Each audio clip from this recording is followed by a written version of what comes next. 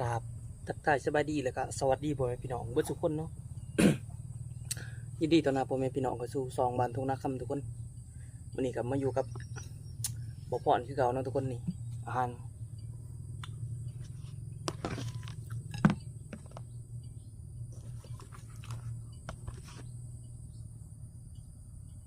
วันนี้ได้ตำมะคุงใส่ห้อยทุกคนเป็นห้อยสลีเนาะนี่เบิ่ง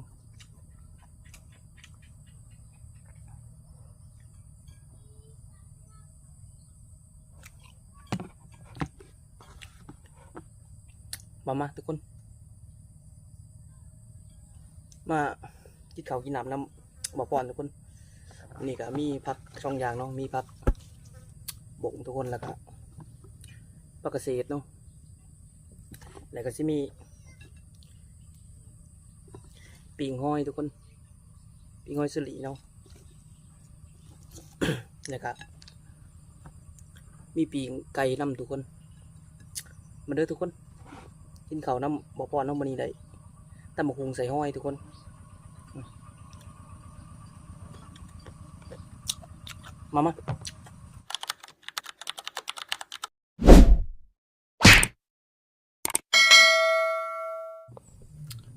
มาทุกคนกินข้าวน้ำบ่พรเนาะ นี่ข้าวเหนียวหอนๆเลยทุกคนวันนี้ก็ได้ตำบักหุ่งทุกคน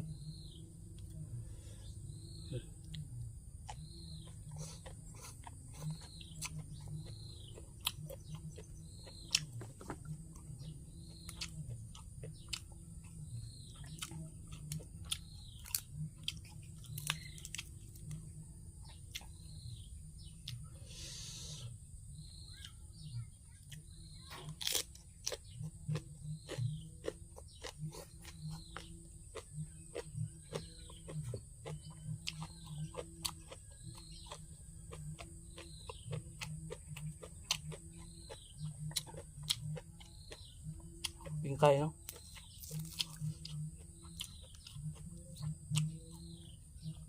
ครับบรรยากาศขึ้นพ่นทุกคนพ่น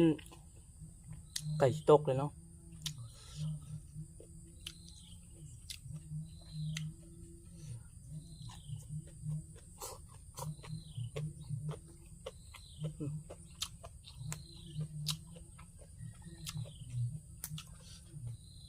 ผักเกษตร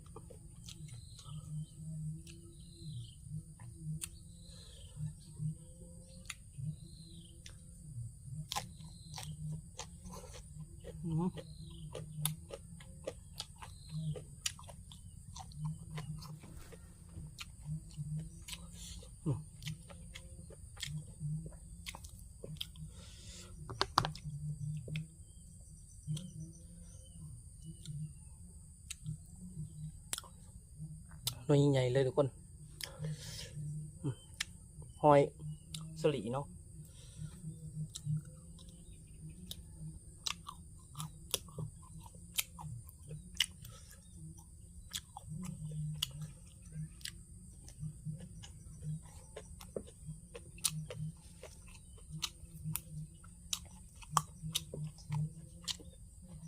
พวกบงธรรมศาสตร์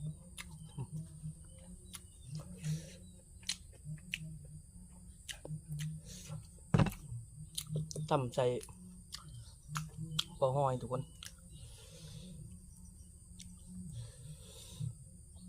คุยแบบนี้เลยเนาะ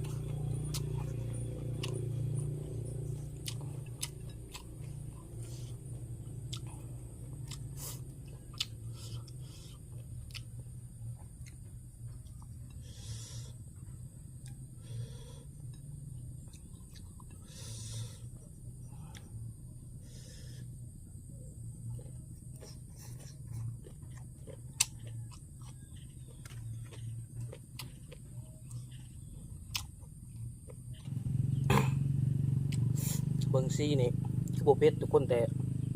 โคตรเผ็ดเลยเนาะเพราะว่าใช้เป็นหมักพริกดังนั้นหมักพริกดิบทุกคนใช้เป็นหมักพริกดิบเนาะ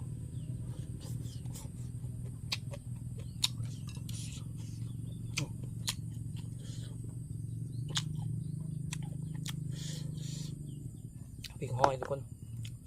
เรื่องแล้วเนาะ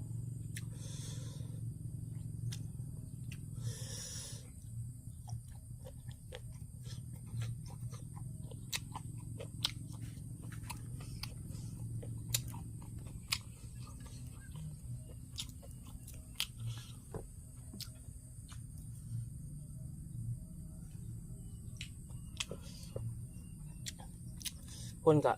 ไก่ตกเลยทุกคนเบิ่ง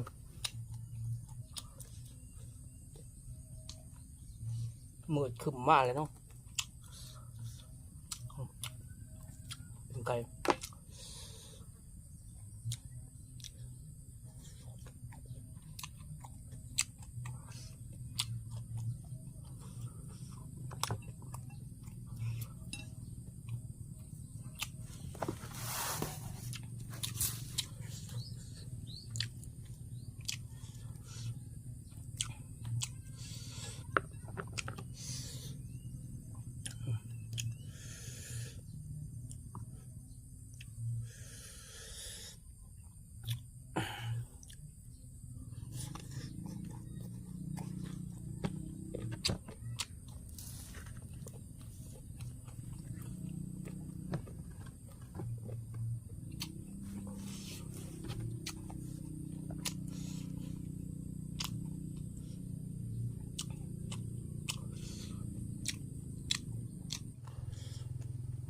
ต้อง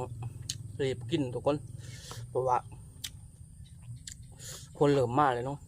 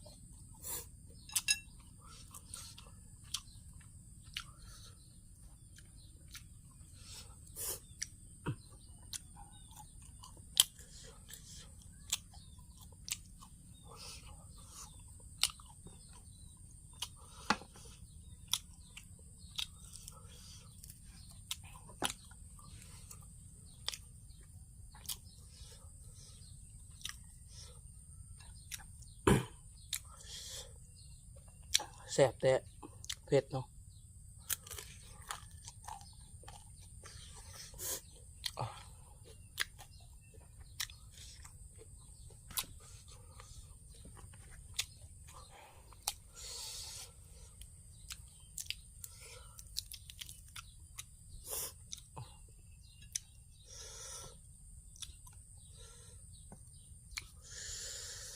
คำสุดท้ายทุกคน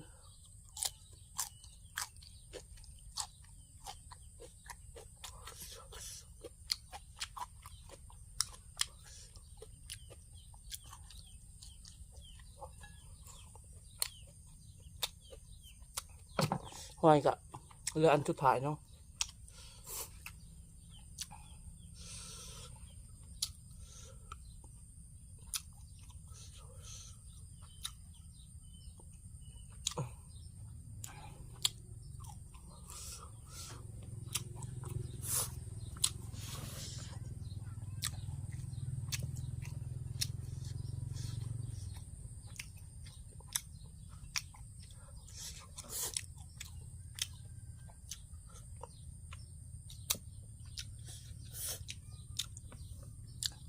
นี่เนาะทุกคน